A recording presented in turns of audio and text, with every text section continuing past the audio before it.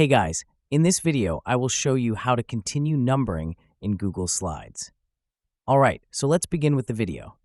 First things first, you'll need to access your Google Slides and then sign into your account. Once you've successfully signed in, locate the specific Google Slides presentation you want to work on. Now that your presentation is open, find the slide where you want to continue the numbering. Highlight the number or list you intend to adjust. Right-click on the highlighted numbering, and from the menu that appears, look for the option titled Restart Numbering. This might sound counterintuitive since you're trying to continue numbering, not start over, but this option allows you to control where your numbering begins.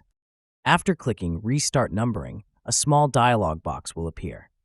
Here, you'll see the option to change the starting number of your list. This is where you'll modify the sequence to continue from your previous list.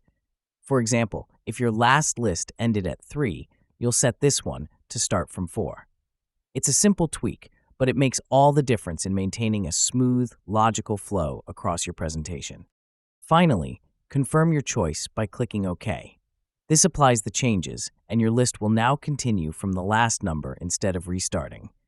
And that's it. So that is how you can continue numbering in Google Slides.